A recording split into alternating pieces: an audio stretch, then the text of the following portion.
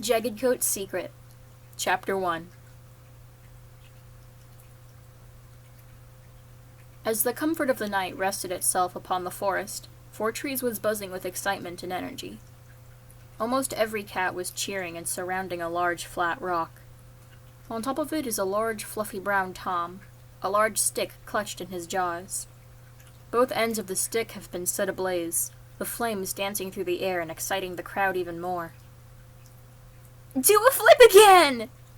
Jaggedcoat heard the excited voice of his young friend Buzzardpaw in the crowd. "No! He might get hurt!" Spiderpaw spat. "He did it once! He can do it again!" Jaggedcoat took a deep breath and launched himself in the air. In mid-leap, he lifted his legs over his head and managed to twist his body around in a flip. His paws hit the ground with a light thud. "Awesome!" Buzzardpaw shouted. The crowd cheered with agreement. Jaggedcoat couldn't help but embrace the swelling of pride in his chest. Performing with fire was his favorite thing to do, and he had been doing it since his early moons as an apprentice. Cats from all over the forest loved him, and he loved them back. And there you have it, a wonderful performance from Jaggedcoat. He hears the loud but cheerful voice of his leader, Badgerstar. MossClan will always be grateful for his lovely talent. Everyone cheers, and Jaggedcoat holds his head up high, his eyes sparkling with joy. He hears a slight rustle in the trees above him. That's my cue! He leaps up high into the air and launches the burning stick as high up as he can manage. It spins, creating a light show for everyone down below. Before it has a chance to start falling, a gray, almost black she-cat glides through the air and catches the stick in her mouth. She does a few front flips as she falls, but lands perfectly and delicately on Jaggedcoat's back. Everyone loses it and erupts into frantic cheering. A striped gray Tom from Flower Clan springs to his feet, his eyes wide with awe. A perfect surprise finale, wouldn't you say? The she-cat on Jaggedcoat's back purrs with effort, the stick still in her jaws. Don't get too ahead of yourself, Badflurry, he laughed. You did great, but remember to be more careful. Oh, please, she huffs. If you're too careful, nothing exciting happens. She puts out the fire quickly and leaps off his back to see the Flower Clan Tom who had been watching her. Darkwatcher is his name. Can I make fire too? He turns his head to see a light brown kit trying to catch his attention. Hey, kid. He crouches down to see him. What's your name? Basil Kit! I don't think Kit should be here, buddy. Where's your mom? She's in camp. I walked here all by myself because I wanted to learn about how to make fire. But now since I saw you do it, I'm gonna try making it too. Jaggedcoat feels his heartbeat quicken a little with panic. Basil Kit, fire is nothing for just anyone to mess with, okay? You're too young. But it's so cool! Maybe I'll teach you when you're older, but now is not the time.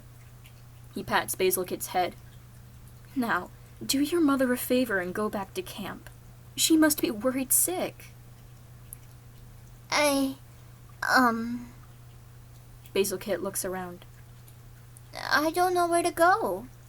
I just followed Ant Paw and Rock Paw here. Jaggedcoat sighs. Here, I'll bring you back. Yeah! He jumps up and down, excited. Can I come? Buzzardpaw speaks up. I don't see why not, Jaggedcoat purrs. What about my friend from Frost Clan? I think she should come too. She needs to socialize more. No, I don't, a she-cat behind him spat. Jaggedcoat lays his eyes on the most unique Frost Clan cat he's ever seen. Instead of being mostly white like most Frost Clan cats, her whole pelt is a deep black but the bridge of her nose. She has a white coat tied around her neck, and she has almost intimidating icy blue eyes. Yes, you do, Buzzardpaw laughed. Jaggedcoat, I'd like you to meet Ice Willow. Nice to meet you. Jaggedcoat smiled. Now let's bring Basil Kit home. They start walking, Basil Kit staying close to Jaggedcoat with admiration. So, he started, how did you two meet? I came across her on my first patrol, Buzzardpaw explained. We've been meeting up a lot since. She just became a warrior a few sunrises ago, too. No need to put me under a spotlight like that. Ice Willow chuckles, a small grin on her face. I'm not used to it. But you deserve it! Buzzardpaw smiles. So what if you don't have a lot of white fur? You're still very talented. Oh, stop. Ice Willow laughs, her face heating up with embarrassment.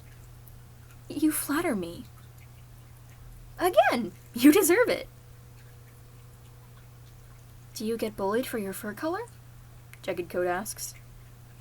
More often than I'd like to admit, Ice Willow replied. It's stupid. They're calling me easy prey because I don't blend in with the snow. And yeah, I've had some close calls, but I was Burstar's apprentice. I should be treated with respect.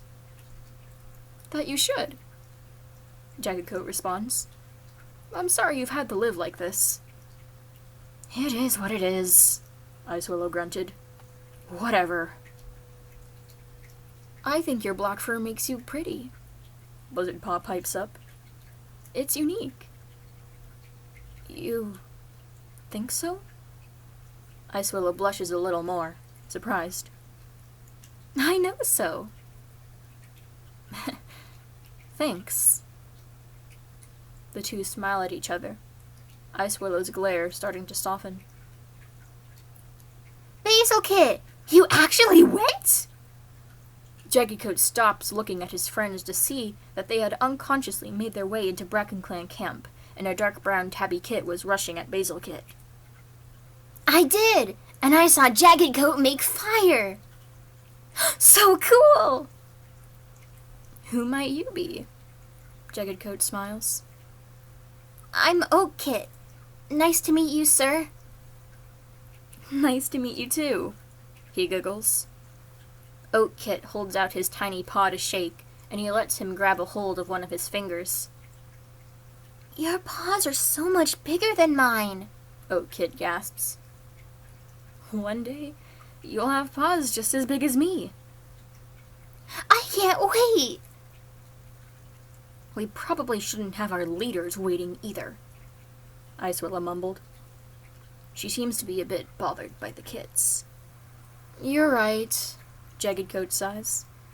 Basil Kit, promise me you'll stay out of trouble? Yeah, I promise, he mewed, folding his tail around his front paws so they aren't visible anymore. Anything for you, Jaggedcoat. Good, he chuckles. Now, you and Oak Kit run along now. The kits giggle and skip off to what looks like the nursery. Now, how about we go back to the gathering now? Fine by me, Buzzardpaw meows. Being here makes my chest tighten, Ice Willow grumbles. I don't like it. Like a connection kind of feeling? I don't know, Buzzardpaw, she sighs. I just want to leave. If it makes you uncomfortable, of course we'll leave, Jaggedcoat says soothingly. He leads them out of camp and they start making their way back towards Four Trees. Buzzardpaw walks beside him, occasionally giving him big smiles. Whenever he did, Jaggedcoat could feel Ice Willow getting more and more frustrated. Whoever she is, she's definitely not one to easily be satisfied. Something's wrong.